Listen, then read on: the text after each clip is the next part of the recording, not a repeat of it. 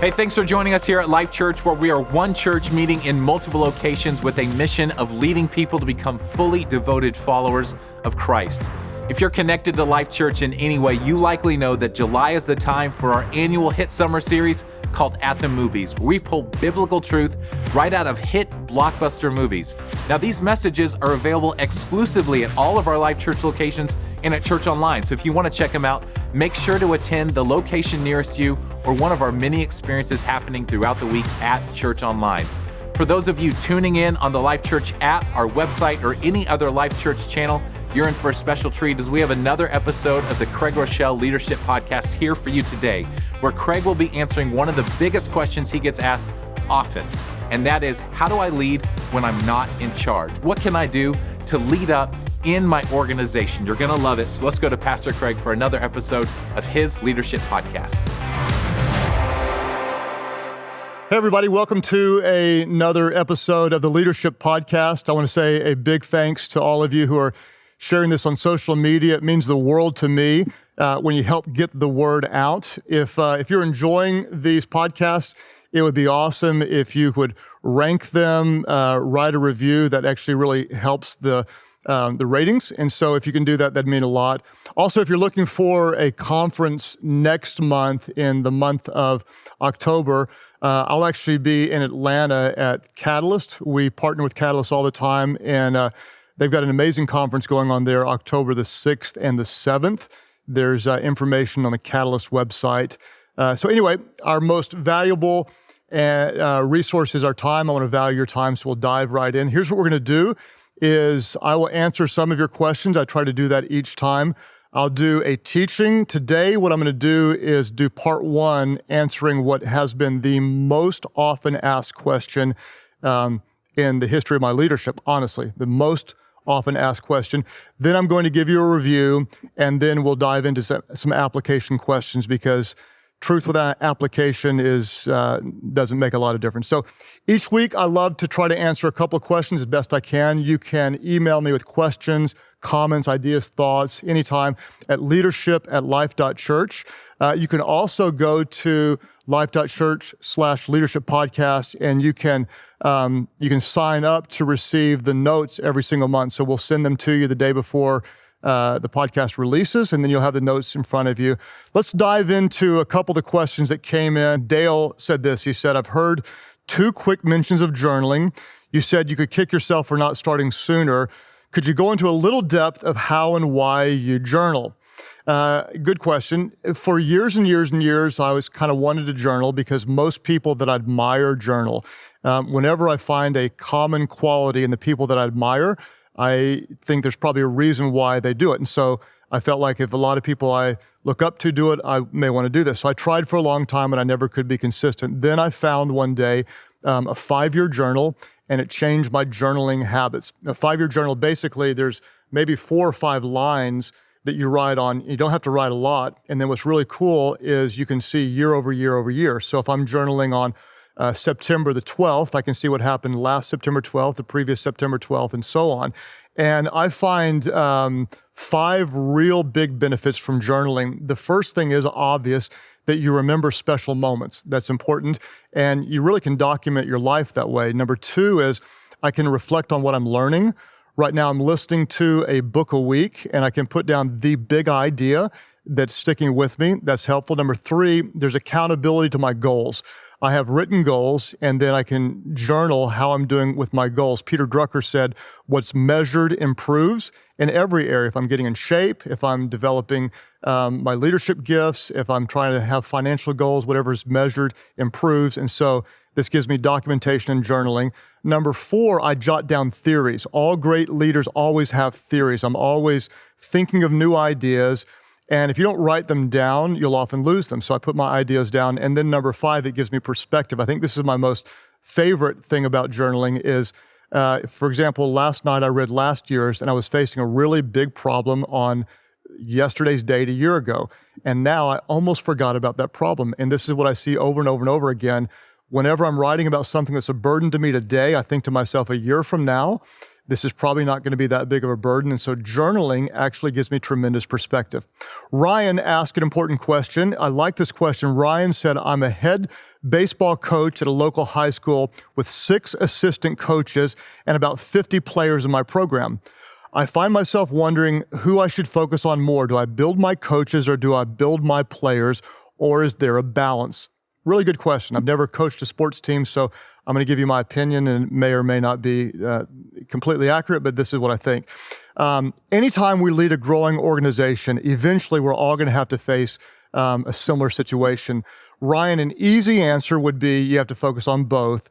The more nuanced answer is obvious, and that is it depends. If we were sitting down across from each other having coffee, I would ask you some questions to kind of dig deeper into it. I'd ask you, how long have your coaches been with you? I'd ask you, how good are they? I'd ask you, where do your players need to be most developed? I would ask you to tell me about your gifts. Are you better at developing players or developing coaches? And so I'd try to find some stuff out like that. Not knowing any of that, here's how I'd answer your question. And this is my gut, okay? My gut is this, that you're going to want to focus more on the coaches. You may even enjoy the time with the players more, but I'm going to lean toward the coaches because there's exponential value in working with coaches. As leaders, we don't just lead followers, we want to lead leaders. Then one day, we want to lead teams of leaders, and then one day, we want to lead teams of leaders leading teams of leaders. So my gut is you're going to want to work with your coaches. In other words, Ryan, if you have 6 average coaches, you can have a decent team. If you have 6 crazy strong coaches, you can have a great team. You're never going to neglect or ignore your players, but I think you'll have a better result if you're coaching those who are coaching others. Okay, hands down, the most commonly asked question in this podcast and then from people all the time is this. They ask some version of this. I'm not the boss.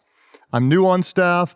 I'm only in my early 20s. I've got ideas. How do I influence my boss? How do I help my supervisor see how a different idea could make a big difference? The big question is, how do I lead when I'm not in charge? Or another way of asking is, how do I lead up? Most of the time when we talk about leadership, we talk about kind of leading down in the organization or maybe leading horizontally. What I want to do is talk about how do we lead up. And Matt asked this question last month. If you have questions, email me, leadership@life.church, and comments, questions, email away. Matt said this. He said, I'm frequently faced with complacency from my director in regards to the movement of our business. If I have vision and drive and want the organization to thrive, how do I respectfully challenge this behavior in order to create a greater sense of urgency and professionalism from the top of the organization? Matt's asking, how do I lead up? The first time I remember leading up was years ago. I was maybe 22 years of age, and I felt called into full-time ministry, wanted to serve in the church, but didn't have any role. I had a pastor. His name was Pastor Nick Harris, a hero to me to this day. And Nick called me in for a meeting, and Nick essentially offered me a part-time job to get young adults in the church. And I was super excited, and yet at the same time, I was like, oh, but I wish it could be full-time. And so I actually led up without even knowing that I was leading up. And I said, Pastor, I would be honored to do this part-time. Is there any way I could be full-time? He said, well, actually, no, we don't have the finances. So then I asked, well, if I were to contribute to the growth of the church and we had more people coming, therefore more resources, then could I be full-time? And he said, well, yes, actually that would be amazing. And so then I said, well, how many people would we need to join the church under my leadership in order for me to go full-time? And he kind of looked like he had never thought of this idea. And then he jotted some notes down on a piece of paper doing some kind of math. And he said, well, if you influence 40 people to join the church, I'd hire you full-time. And guess what? Suddenly there was a goal. There was a promise, and within a certain amount of time, actually influenced 40 people to join the church, and Nick was good to his word. And what I realized is that I was 22, he was in his late 40s. I was kind of intimidated by him and such because he's such a father figure and a great man in my life. But what did I do? I led up. Then, over the next 5 years of working together, we had the most amazing partnership because he empowered me, trusted me, trained me, and developed me. And guess what he let me do? He let me lead up, from my perspective, a young adult, and help impact his organization to make it way, way better because he had the wisdom to invest in me and also the humility to allow me to lead up. Why is leading up important? Let's dive into some content. Number one, why is leading up important? Because no organization will ever be what it could be without honest upward communication. Let me say it again. Your organization, it will never ever be what it could be without honest upward communication. If you are not in charge, you need to understand you are on the front lines. You see things that others don't see. You have ideas that could make a big difference. In fact, many of you, you're thinking of solutions to problems that your supervisors do not even know exist. That's how important you are. No organization will ever be what it could be without honest upward communication. Number two, your ability to lead up now will help determine your ability to move up later. If you make a difference wherever you are, that will open doors for more influence in your organization in the future. Now, the biggest myth in leadership is this, hands down. The biggest myth in leadership is this, that you have to be in charge in order to lead. There is nothing further from the truth. You do not have to be in charge to have influence or to lead. The great news is, years ago, leadership was often thought of as positional power. In other words, if you have the title, you have the power. If you have the position, you have the power. Today, things are really, really different, and I think it's great. Instead of just having positional power, now people have what we might call personal power. What is personal power? Personal power is simply based on what any group of people think about a person. If you're trustworthy, you'll have personal power. If you care about people, you'll have personal power. If you listen to others, if you get things done, you'll have personal power. And interestingly enough, positional power is not what it used to be. In fact, many of the younger generation actually are more skeptical about positional power, sometimes resent positional power. What they're looking for is authenticity. They're looking for people who care. Personal power, you can make a difference anywhere from your organization if you really care about people. So what do? We're going to lead up by serving up. We're going to lead up by serving up. We're going to influence those above us, starting with a serving attitude. If you want to influence, care about people, love them, help them improve. Why? Because people will follow a leader with a heart faster than a leader with a title. Let me say it again. People will follow a leader with a heart faster than a leader with a title. You do not need a title in order to lead.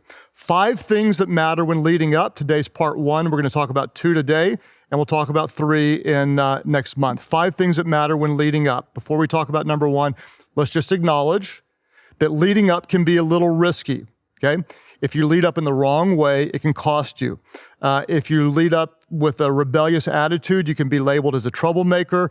You might they think you have a critical spirit or whatever. And let's just go ahead and call it what it is. If you serve under an insecure leader, a stubborn leader, or an overly confident leader, leading up can be very, very tricky, okay? Let me say it again. If they're insecure, stubborn, or overly confident, it's tricky, and so we're going to get into some details. How do you lead up effectively? Number 1, if you're taking notes, honor matters.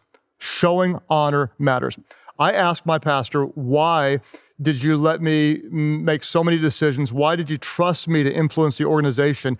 And he said, because you always showed honor to me. You always showed honor to me. You always had my back. I like what my friend Andy Stanley says. He says this, he says, honor publicly results in influence privately. It's so powerful. Honor publicly results in influence privately. If you don't feel a sense of honor for the person who is above you, they're going to sense it through you. If you're looking around going, I could do better than that, I should be in that role. What you need to understand is that if you were supposed to be in that role, you would be in that role. You're not in that role because you're not yet supposed to be in that role. If you want one day to be over others, you need to learn to be under others and show honor. Show honor where you are. Now, you may say, well, but my leader is not amazing. If I worked for a great leader, it'd be easy to show honor. No, you're mixing respect and honor. We need to remember that respect is earned, honor is given. Respect is earned, but we simply honor those in authority over us. We believe that they're there because they're supposed to be there, and we're going to serve them and help their mission be better. Now, if you don't honor your boss, your supervisor, the owner, your pastor, whatever, then quite honestly, you might consider doing everyone a favor and going somewhere else where you can show honor. Because if you want to lead up, you have to honor up. If you want to lead up, you have to serve up. Number one, honor matters. Number two, if you want to pitch an idea, you want to help influence your supervisor, your boss, timing matters. Timing matters. Now, men, we know this is true. If you're married, timing matters. I don't understand it, but I can approach my wife one day, be kind of flirty, and I'm cute and adorable. I can approach her the next day, do the same thing, and I'm a jerk. What happened? I don't know. It's a mystery to me. But my wife will sometimes say, you have the worst timing. Like, I thought all times were good to be romantic, but evidently there's sometimes better than others, okay? If you want to lead up, timing really, really matters. Timing matters. Make sure the time is right to pitch your idea. For example, on our team, the public bathrooms are right by a guy's office. I'll often go into the bathroom and he'll follow me into the bathroom and try to pitch an idea, okay?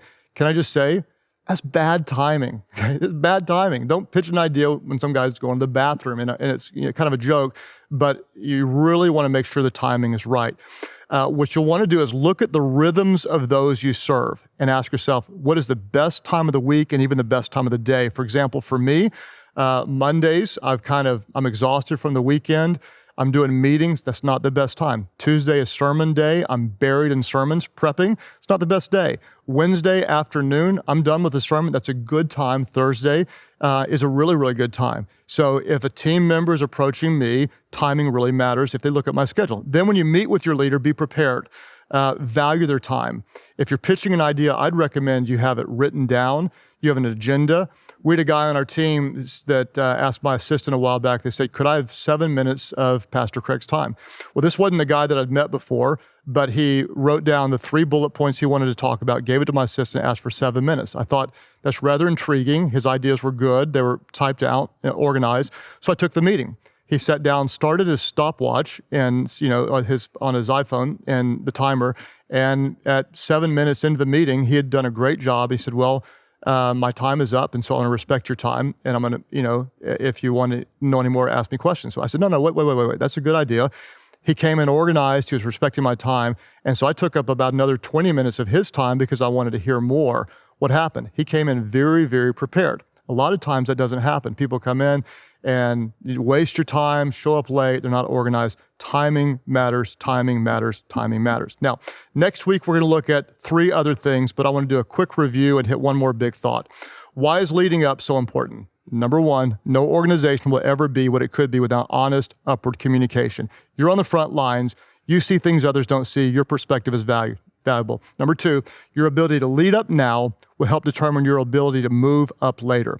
The biggest myth in leadership is that you have to be in charge in order to lead. You do not have to be in charge. If you want influence, care about people. People would rather follow a leader with a heart than a leader with a title. What matters? Honor matters. Honor publicly results in influence privately. If you want to be over, learn to be under. Respect is earned. Honor is given. Timing matters. Look at the rhythms of those that you serve. 3 application questions and one more big thought. Question number 1, what is something specific you can do to increase your personal influence with people in your organization? Great question. Ask yourself, what is something specific you can do to increase your personal influence with people in your organization? You might bring cookies on their birthday, visit someone in the hospital, listen when they're hurting, but just be specific what you can do. Number 2, what are 3 things you can do to show honor by serving up? Think about whoever you report to. What are 3 things, specific things, name them, that you can do to show honor by serving up? Then number 3, this is where I want to drive it in. If you are the point leader, if you're in charge, what are 3 things you can do to give your team specific opportunities to help your organization by sharing their wisdom with you? What are 3 things you as the point leader can do to give them opportunities to share their wisdom with you? Now, if you even think for a moment, you're the leader and you think, well, I really don't care what they think, that is completely unacceptable. If you say you don't care, either you have the wrong people or you are the wrong leader. Let me say it again. If you even think, well, I really don't care what they think, either you have the wrong people or you are the wrong leader. What do? Either change the people around you or change your mindset, because they are the most valuable resources you have, the team that surrounds you. If you do not value those who are around you, they will not stay. If you do not listen to those who are around you, you will eventually be surrounded by people who have nothing valuable to say. Remember, your organization will never be what it could be without honest, upward communication. Next month, we'll cover part 2 of this. Thank you again for sharing on social media. Next month, part 2, remember, be yourself, be yourself, be yourself, be yourself. People would rather follow a leader who's always real than one who's always right. Thanks again for hanging out with us here at Life.Church. Now, as you heard and as Craig mentioned, this is part 1 of a 2-part teaching. If you want to see the next episode or any previous episode of the Craig Rochelle Leadership Podcast, all you got to do is head over to the website life.church/leadership podcast. You can also find additional resources, show notes, or sign up to have all of it sent directly to your email. Now, as you also heard, Craig loves getting your comments, feedback, and questions for him to answer in upcoming episodes. If you have a question you'd like to hear answered, all you have to do is send us an email to leadership@life.church. Again, thanks again for joining us here at Life.Church. We'll see you again next week.